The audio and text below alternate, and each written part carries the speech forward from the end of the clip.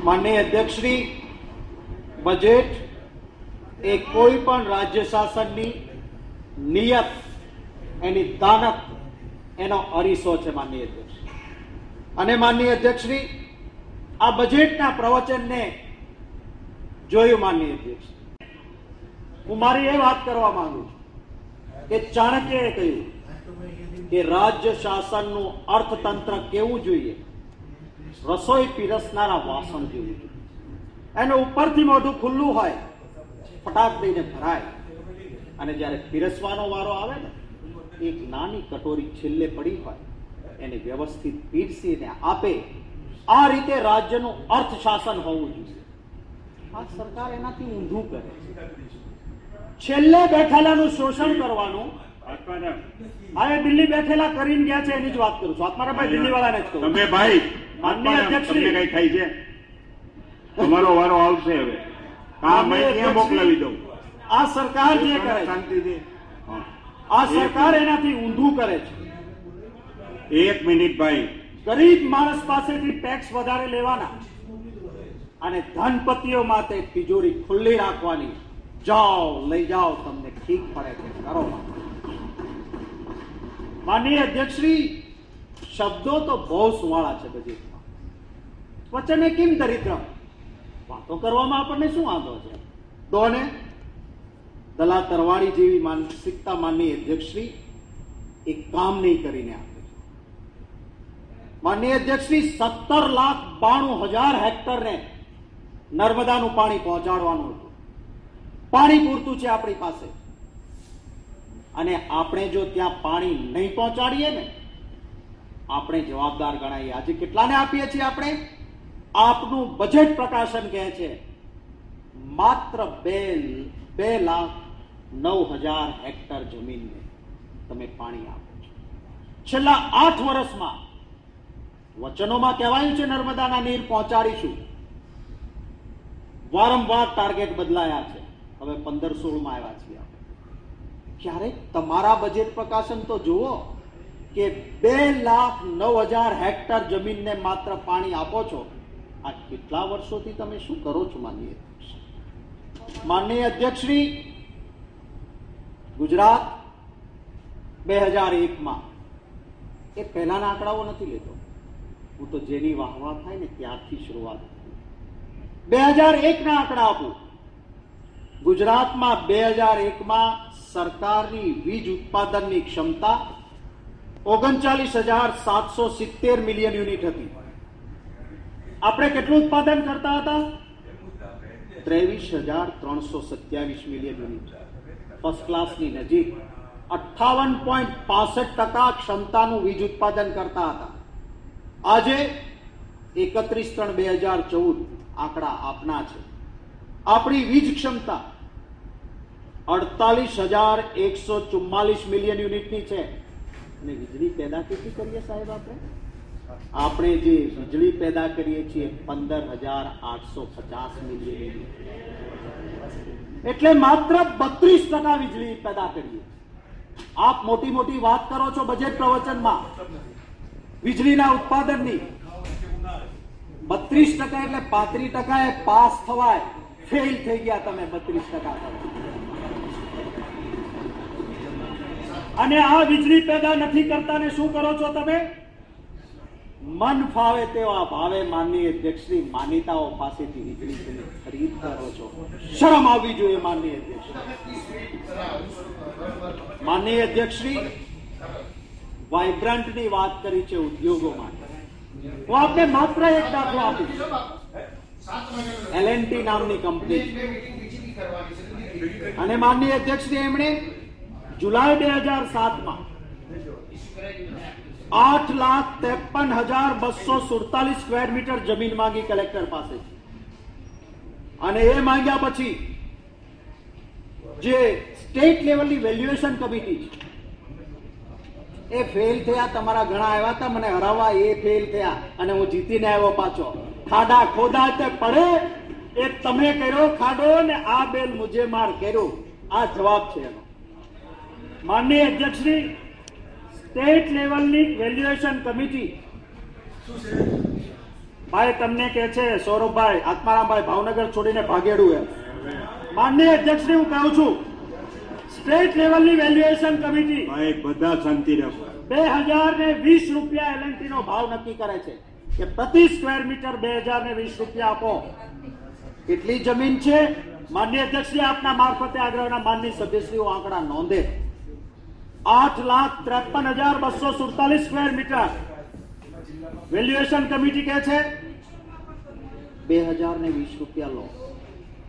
Cabinet મળે છે સાહેબ, કેબિનેટ કહે છે નહીં, વેલ્યુએશન કમિટી ભલે ઓથોરિટી હોય, અમે સરકાર છીએ, અરે પૈસાની વ્યવસ્થા કરવી છે. 2020 ના 700 રૂપિયા કરી દીધા સાહેબ.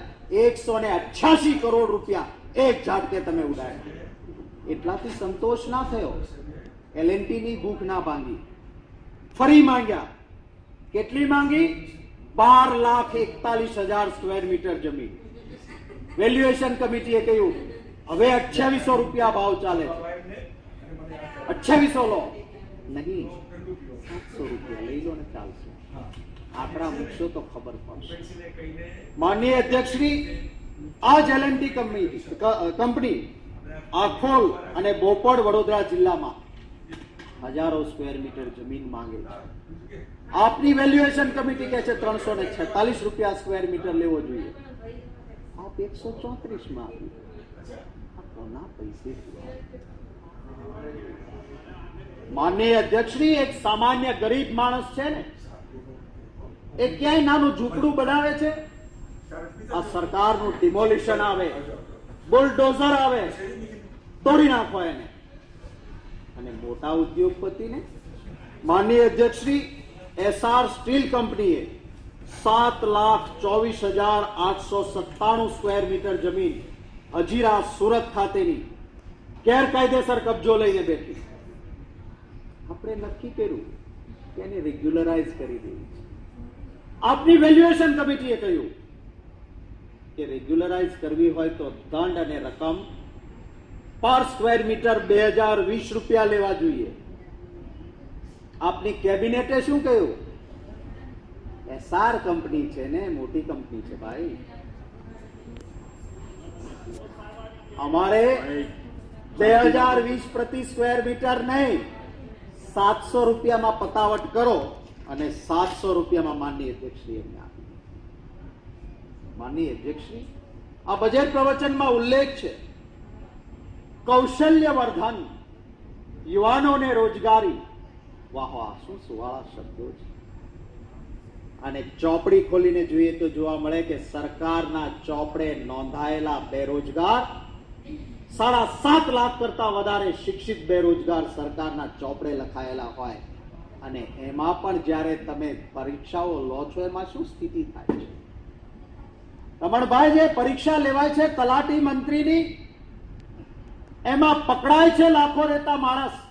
અરે એ તો તમારું મહોરું છે માનનીય અધ્યક્ષશ્રી. અને એ કોનો એજન્ટ હતો એ જ હું કહેવા માંગુ છું માનનીય અધ્યક્ષશ્રી. માનનીય આપણે રહેવા દો અશ્વિનભાઈ, આપણે રહેવા દો. અનિલભાઈ, હું છું ને, હું એકલો કાફી છું, એને જવાબ દે.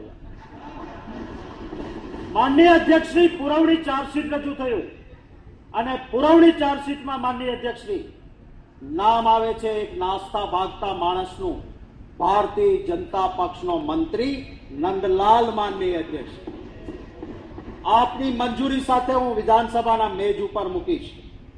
પોલીસ ચાર્જશીટ ફાઇલ કરે છે કે આ નંદલાલ નાણાં ઉઘરાવતો હતો, ભાજપનો મંત્રી. તમે એને આજ સુધી સસ્પેન્ડ નથી કર્યો. એ ભાજપનો મંત્રી જે યુવાનોના નાણાં ઉઘરાવતો હતો, પુરવણી ચાર્જશીટમાં જેનું નામ છે, પોલીસ કે છે પકડાતો નથી, એ તો નાસ્તો ભાગતો ફરે છે.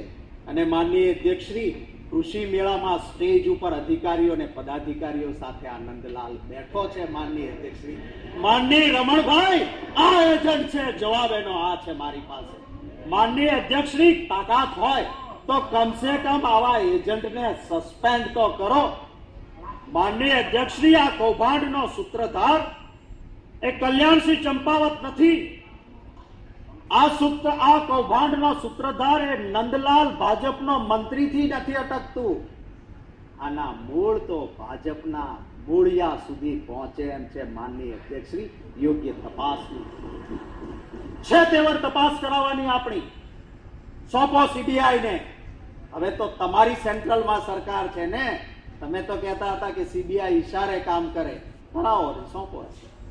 અરે હિંમત હોય તો સિટિંગ જજ હાઈકોર્ટના ને કહો કે આ કૌભાંડ યુવાનોના શોષણ કરતું મંત્રી કૌભાંડ છે. કલ્યાણસિંહ ચંપાવત જેવા મોહરાઓને પકડવાથી કઈ નહીં વળે. એક મિનિસ્ટરનો પીએ આમાં સંકળાય છે. એ મિનિસ્ટરના પીએ ને માનનીય અધ્યક્ષશ્રી તમે કાઢો છો. મારું ચલાવવું તો તહોમતદારોની બ્રીફ લેવાની જરૂર નથી. તહોમતદારોના નામ લેવાય અને તહોમતદારોના નામ લેવાની પરંપરા છે. આમાં ચચડાટ શું કામ થાય છે? તમારો સમય જાય છે. માનનીય અધ્યક્ષશ્રી, મારી વાત એટલી છે કે જો આપનામાં ભ્રષ્ટાચાર સામે લડવાની નીતિમત્તા હોય ને, 5 મિનિટ છે આપને. હાજી, તો આજે જે જાહેરાત કરો કે હાઈકોર્ટના સિટિંગ જજ મારફત અમે આની તપાસ કરાવીશું. દૂધનું દૂધ ને પાણીનું પાણી. એક મંત્રીના પીએસ હાર્ટ એટેકથી ગુજરી જાય છે.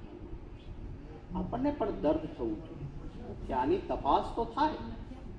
એના કોલ ડેટા મંગાવીએ ને તોય માનીએ છીએ એક ઉચ્ચ પ્રણાલિકાઓ જળવાય છે. ક્યારેક એના તરફ નજર દોડાય. માનનીય અધ્યક્ષશ્રી, એવી હું અપેક્ષાઓ રાખું. માનનીય અધ્યક્ષશ્રી,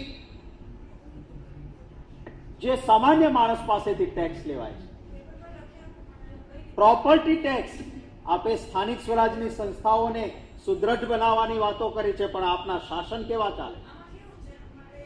એક માણસની પ્રોપર્ટી અમદાવાદ શહેરમાં હોય, એના માટે આજીવનતાનું બધું જ હોય, અને સ્થાનિક સ્વરાજની સંસ્થાઓને બળવત્તર બનાવવાના બદલે તમે નાના માણસો પ્રોપર્ટી ટેક્સના કોયડા વીજવાનું કામ કરો છો. માનનીય અધ્યક્ષશ્રી, એ નીતિ આપવી બરાબર છે. નીતિ સરકારની કેવી હોવી જોઈએ? સામાન્ય માણસની તરફી હોવી જોઈએ. માનનીય અધ્યક્ષશ્રી, 1 મિનિટ કેજો નહીં. સ્થાનિક સ્વરાજની સંસ્થાઓની વાત છે. 1 મિનિટ કરી. અરે સ્થાનિક સ્વરાજને બળવત્તર કરો છો ને, એ શું કરે છે? મારો કહેવાનો અધિકાર છે. માનનીય અધ્યક્ષશ્રી, ગેસ નીકળે છે. માનનીય અધ્યક્ષશ્રી, એ ગેસ કેન્દ્ર સરકાર લઈને જાય. આપણે કહીએ છીએ કે અમને આ ગેસ ઉપરથી રોયલ્ટી આપજો. હું પણ સહમત છું, આપણને રોયલ્ટી મળે. માનનીય અધ્યક્ષશ્રી, આ રોયલ્ટીઓ હવે લઈ આવજો ને, તમે બધું જ લઈ આવજો. આ લાવો છો ત્યારે માનનીય અધ્યક્ષશ્રી, કચ્છમાંથી ખનીજ નીકળે છે અને કચ્છના વિકાસની જરૂર છે. ક્યાં મહિના બેઠેલા માનનીય સભ્યશ્રીઓ એમ ના ઉદારતા બતાવે કે અવિકસિત વિસ્તાર છે કચ્છનો, કરોડો રૂપિયાનો ખનીજ નીકળે છે, તો કંઈક રોયલ્ટી કચ્છના વિકાસ માટે અનામત આપીએ. આ લઈને આવો. માનનીય અધ્યક્ષશ્રી, આખા બજેટમાં પ્લીઝ બોલવા દો. તમે જવાબ આપજો, તમને પૂરો સમય. માનનીય અધ્યક્ષશ્રી કહેવાયો નથી. મારા મત વિસ્તારમાં અર્ધછત છે. આખા બજેટમાં અછત પર કોઈ વસ્તુની આપણે ચિંતા ન કરીએ. માનનીય અધ્યક્ષશ્રી, સ્કેરસિટી મેન્યુઅલને ઉઘાડીને વાંચજો તો ખરા. ક્યારે 1.5 મહિના સુધી ઢોરવાડા ચલાવનારાઓને ત્યાં ઢોરવાડાની સબસિડી ના મળે, આપણને ચિંતા ન થાય. 7 દિવસે એને ઢોરવાડાની સબસિડી મળવી જોઈએ. અને માનનીય અધ્યક્ષશ્રી, એકાદો ઢોરવાડો ચાલુ કરીને તો જુઓ. અને જે કંઈ ભૂતકાળમાં કર્યું છે, લોકોના આંસુ લૂછવા માટે કામ કર્યું છે. કેટલીક જૈન સંસ્થાઓ છે માનનીય અધ્યક્ષશ્રી, કેટલીક સેવાભાવી સંસ્થાઓ છે માનનીય અધ્યક્ષશ્રી, કામ કરે છે, ત્યાં ઘાસ વિતરણ કરે છે. આખા ગુજરાતમાં ક્યાંય દુષ્કાળ નથી. માત્ર ગણતરીના 2 તાલુકાઓમાં હોય, અર્ધછત હોય. 1.5 મિનિટ છે. જી. અને આપણે ઘાસ લાવીને ત્યાં પૂરું નહીં પાડીએ તો આપણે ક્યાંથી પહોંચવાના છે? માનનીય અધ્યક્ષશ્રી, મારા અન્ય માનનીય સભ્યશ્રીઓને 1 મિનિટ વધારે મળે એટલા માટે 5 સેકન્ડમાં મારી વાત પૂરી કરીશ. માનનીય અધ્યક્ષશ્રી, કે જે વિસ્તારમાં ગરીબ લોકો વસે છે એની ચિંતા આપણે નથી કરતા.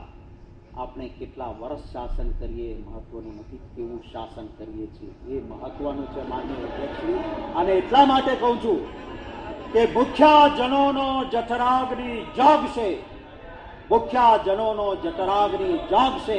ખંડેરની ભસ્મ તણીના લાદશે માન્ય અધ્યક્ષ. આ પરિસ્થિતિ થશે. એ જ શબ્દો સાથે આ બજેટ માત્ર શબ્દોની સજાવટ હોય એને સમર્થન ના આપી શકીને મારી વાતને પૂરી કરું છું માન્ય અધ્યક્ષ.